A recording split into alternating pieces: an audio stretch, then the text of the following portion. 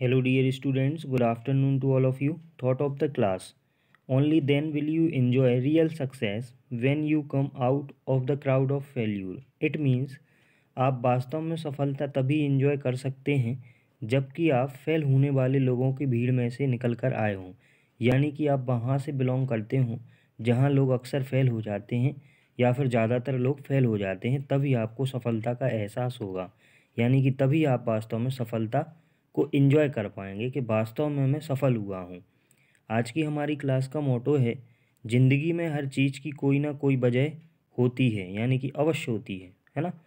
तो आपकी ज़िंदगी में जो कुछ भी घटित हो रहा है, चाहे वह अच्छा हो या बुरा हो, है ना, उसके लिए क्या होता है, कोई ना कोई जिम्मेदार अवश्य होता है, यानी कि कोई ना कोई वजह अवश्य होती है। इसलिए ये सारी घटनाएं हमारी ज़िंदगी में घटित होती हैं। चलिए बढ़ते हैं हमारी क्लास की ओर।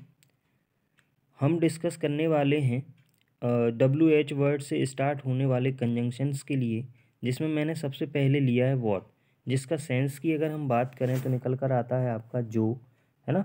एग्जाम्पल के थ्रू देख लेते हैं क्या होगा। हमारे पास जो कुछ है उसमें आपका स्वागत है।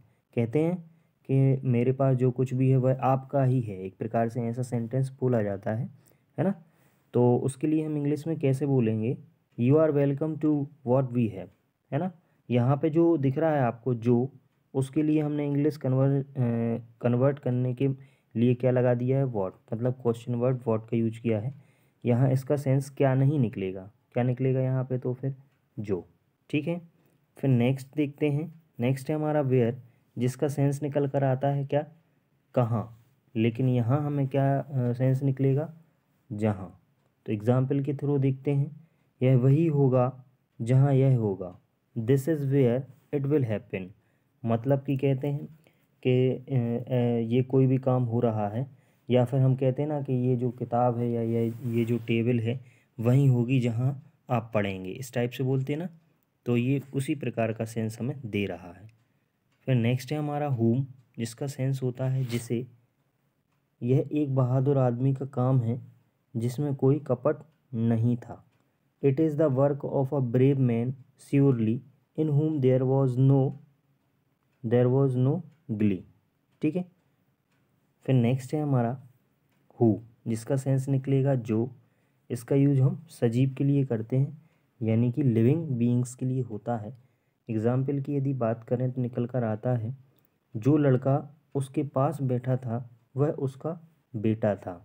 ठीक है। अब देखो यहाँ पे क्या है, इंसान है, लड़के की बात हो रही है ना, और लड़के के पास बैठा था। ठीक है। तो the boy set beside him was his son. Clear. फिर नेक्स्ट है हमारा बिच, ये इसका अपोजिट होता है हु का। ठीक है। देखिए हु का हमने किया था सजीव के लिए, और बिच का किसके लिए कर रहे हैं, निर्जीव के लिए। क्लियर। यानी कि नॉन लिविंग बीइंग्स के लिए, जो सभी बिंदुओं के बगल में था। अब देखो बिंदु की बात चल रही है, सेंटेंस सेम ही है ना।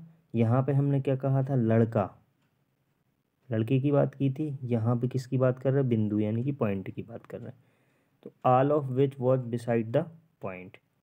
फिर नेक्स्ट है व्हेन, जिसका सेंस होगा जब। ठीक है। क्वेश्चन के लिए इसका यूज हम क्या करते थे, कब के लिए यूज करते थे व्हेन का। और आंसर में जब कंजंक्शन के जैसा इसका यूज होगा तो क्या होगा, जब सेंस होगा। ठीक है। फिर एग्जाम्पल देख लेते हैं, बचपन में वह कई पेड़ों पर चढ़ चुका था। यानी कि जब वह छोटा था, या बचपन कहने का मतलब छोटा था, तब कई पेड़ों पर वह चढ़ा था। He had claimed many a trees when he was a child. यहाँ पे देखिए गलत प्रिंट हो गया है, बॉय नहीं होगा, क्या होगा, चाइल्ड। ठीक है। यानी कि चाइल्डहुड। फिर नेक्स्ट है हाउ द वे, दोनों का सेंस सेम ही होता है, जैसे या जिस तरह से। यह कितना सुंदर है, उसने कहा, how beautiful it is he sad. फिर नेक्स्ट आता है हमारा, ट्रैफिक से बचने के लिए मैं जल्दी निकल गया। I left early the way I would avoid the traffic. Next है हुज, जिसका सेंस होता है जिसका, और इसका हम यूज करते हैं सजीव के लिए, यानी लिविंग बीइंग्स के लिए। एग्जाम्पल देखते हैं, शिक्षित व्यक्ति वह है जिसकी अभिव्यक्ति शिक्षित है। यानी कि जो लोग शिक्षित होने के जैसा अगर आपसे बर्ताव करते हैं, पढ़े लिखे लोगों जैसा, है ना, तो वो क्या हो गई, उनकी अभिव्यक्ति, यानी कि वो शिक्षित हैं। लेकिन कई लोग ऐसे रहते हैं जो शिक्षित तो होते हैं लेकिन उनका बात करने का तरीका यानी कि उनका व्यवहार अशिक्षित लोगों जैसा ही होता है, तो उनको शिक्षित लोगों की कैटेगरी में नहीं रखा जाता है ना। तो इस सेंटेंस को हम इंग्लिश में कैसे बोलेंगे?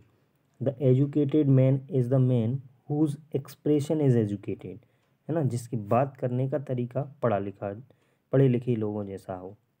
फिर नेक्स्ट है ऑफ विच, जिसका सेंस निर्जीव लोगों के लिए इसका यूज किया जाता है, मतलब नॉन लिविंग बीइंग्स के लिए। उसने 3 आइसक्रीम खाई जिनमें से उसका पसंदीदा स्वाद नारंगी था, है ना। अब देखो आइसक्रीम जब खाते हैं तो डिफरेंट डिफरेंट फ्लेवर्स में अवेलेबल होती हैं, तो आपको कौन सा फ्लेवर्स अच्छा लगता है? तो मैंने यहाँ उसने के लिए सी लिया हुआ है, आप चाहें तो ही भी लगा सकते थे। She ate 3 ice creams of which her favourite flavour was orange. फिर नेक्स्ट है विथ हूँ, जिसके साथ। एग्जाम्पल देखते हैं, उसने अपने जन्मदिन समारोह में उन लोगों के चेहरे देखे जिनसे वह प्यार करते थे। ही saw the faces of those whom he loved at his birthday celebration। ठीक है। नेक्स्ट है फ्रॉम whom, जिसके लिए। कितना अलग होना चाहिए उसने सोचा, किसी ऐसे व्यक्ति से प्यार करना जिसकी आपको वास्तव में परवाह है। How different it must be, he thought, making love with someone for whom you really cared. अब देखो देखने में लग रहा होगा कि ये बहुत बड़ा सेंटेंस है, नहीं बनेगा, है ना, लेकिन आप यहाँ पे देख सकते हैं कंजंक्शन पढ़ रहे हैं हम लोग। कंजंक्शन का मतलब ही होता है कि हमारे सेंटेंस एक दो मतलब 2 या 3 होंगे, है ना, 2 या 3 सेंटेंस या 4 भी हो सकते हैं, मतलब number of sentence more than 1 होंगे, तभी कंजंक्शंस का हम यूज करेंगे। तो इसमें टेंशन लेने वाली कोई बात नहीं है। आप मेरे प्लेलिस्ट में जाकर के स्टार्टिंग की वीडियोस देख लीजिए टेंस के, मॉडल वर्ब्स के, तो वहाँ से आपको ये क्लियर हो जाएगा कि सेंटेंस को फॉर्म कैसे किया जाता है, यानी कि सेंटेंस कैसे बनाए जाते हैं। तो आप आसानी से सेंटेंस को बना पाएंगे और किसी भी प्रकार की कोई भी प्रॉब्लम नहीं होगी। फिर भी यदि कोई प्रॉब्लम जाती है सेंटेंस मेकिंग में तो आप मुझे कमेंट करिए। यदि मैक्सिमम स्टूडेंट्स का कमेंट सेम होगा तो मैं वीडियो बनाकर आपका डाउट क्लियर कर दूंगा, या फिर यदि आप अकेले का डाउट रहता है तो उसको मैं कमेंट सेक्शन में आपको रिप्लाई करके आपका डाउट क्लियर कर दूंगा। फिर नेक्स्ट है हमारा फ्रॉम वेयर, जहाँ से इसका सेंस निकल के आता है, आपने स्नातक कहाँ से किया है। अब देखिए यहाँ पे कहाँ, तो कहाँ जो मैंने एग्जाम्पल में ले लिया है तो इसका क्या सेंस निकल के आएगा, ये क्वेश्चन वर्ड होगा तो इसको आगे लिखा जाएगा from where have you done your bachelors, है ना। अब इसी को आप कैसे बोल सकते हैं, मैंने जहाँ से बैचलर किया है वहाँ मैक्सिमम लोग पढ़ते थे, 2 सेंटेंस हो गए। तो क्या कर सकते थे हम, I have done bachelor from where there a lot of students study, है ना, मतलब आप इसको दोनों टाइप से बना सकते हैं। फिर नेक्स्ट है हमारा वाइल। अब देखिए वाइल के साथ में क्या होगा, फर्स्ट फॉर्म लगानी पड़ेगी सबसे पहले तो वर्ब की, और साथ में आईएनजी भी लगेगा। सेंस क्या निकल के आएगा, हमारे साथ में जब 2 काम किए जा रहे हों, मतलब एक काम आप कर रहे हैं उसी के साथ में पैरेलल दूसरा काम कर रहे हैं, तभी आप क्या करेंगे, वाई इस टाइप का फॉर्मेशन का यूज करेंगे।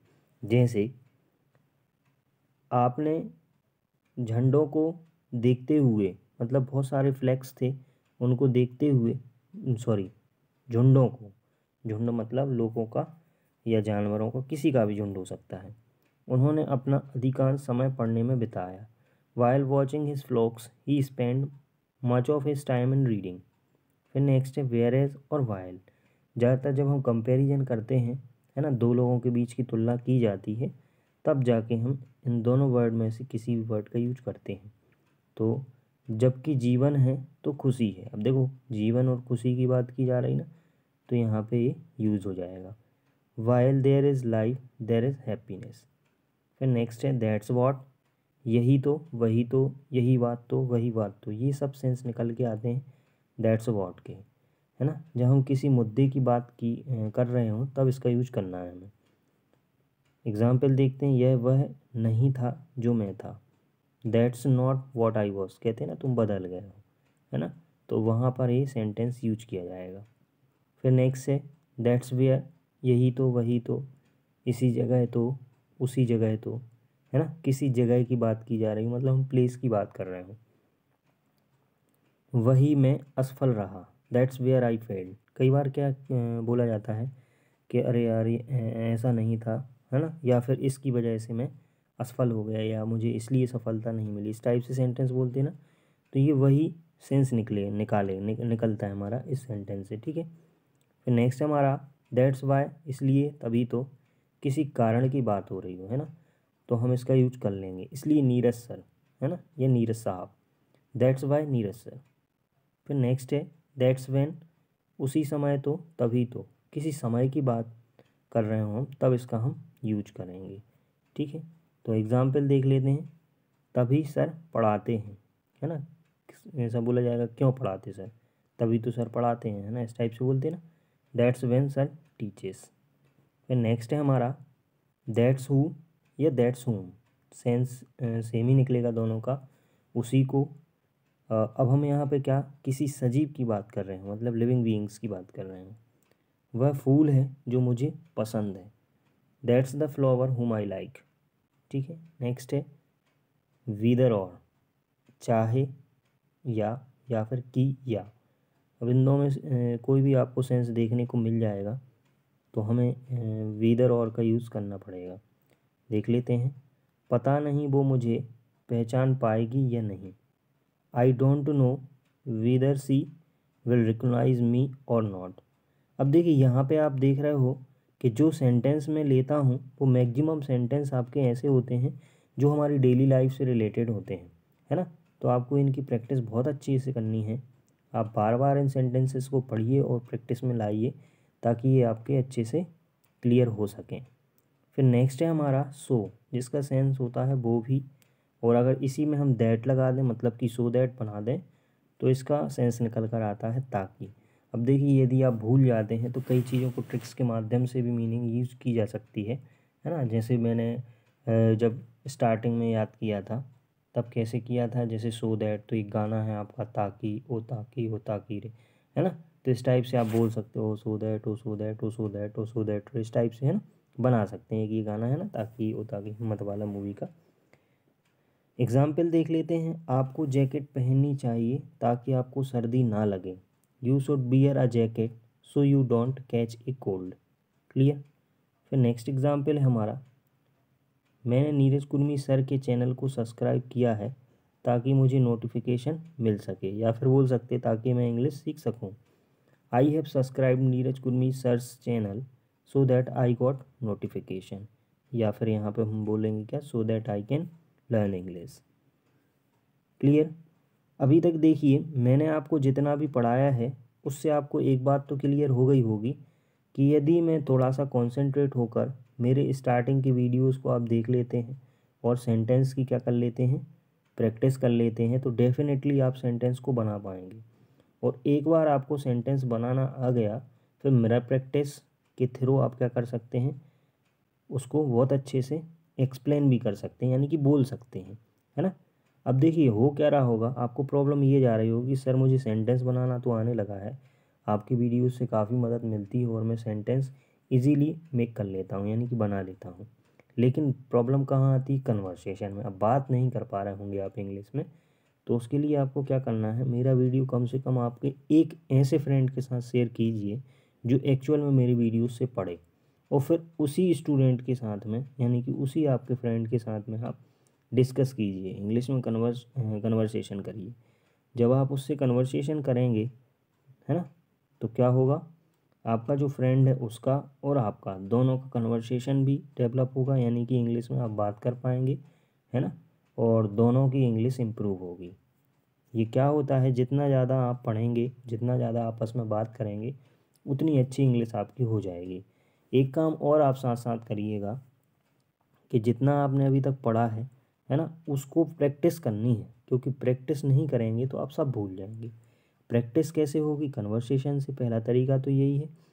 दूसरा तरीका ये है, यदि आपके साथ में कोई भी फ्रेंड ऐसा नहीं है जो आपके जितना क्या हो सका हो, इंटेलिजेंट हो सका हो, क्यों, क्योंकि आप स्टार्टिंग से मेरी वीडियो देख रहे हैं और आपके फ्रेंड ने अभी अभी देखना स्टार्ट किया है, तो आप उसको साथ साथ क्या करिए, आप वीडियो के साथ साथ आप भी थोड़ा सा उसको पढ़ाइए, है ना। थोड़ा सा आप उसको टीच करिए, है ना। वीडियो तो देखना ही है, साथ साथ आप भी पढ़ाइए, तो उससे क्या होगा, वो जल्दी कवर कर लेगा, है ना। और आपका जो आपने वीडियोस देखे हैं उसका रिवीजन हो जाएगा और सारे टॉपिक आप इजीली क्लियर कर पाएंगे। छोटी छोटी स्टोरीज पढ़िए, टॉपिक को कोशिश करिए कि स्टोरी के माध्यम से आप खुद कोई नया टॉपिक प्रिपेयर कर सकें, है ना। तो इस टाइप से यदि आप प्रैक्टिस करते हैं तो आप डेफिनेटली अच्छे स्पीकर बन जाएंगे और आपको ज़्यादा टाइम भी नहीं लगेगा, आपको पता भी नहीं चलेगा कि आप कैसे इतनी अच्छी इंग्लिश बोलने लगे हैं। ठीक है, ओके, थैंक यू, मिलते हैं नेक्स्ट वीडियो में। आप यदि मेरा वीडियो आपको अच्छा लगा है तो वीडियो को लाइक और शेयर करना ना भूलें और साथ ही चैनल को सब्सक्राइब कर लें, बेल आइकन को ऑन कर लें ताकि मेरे आने वाले वीडियोस का नोटिफिकेशन आपको सबसे पहले मिले।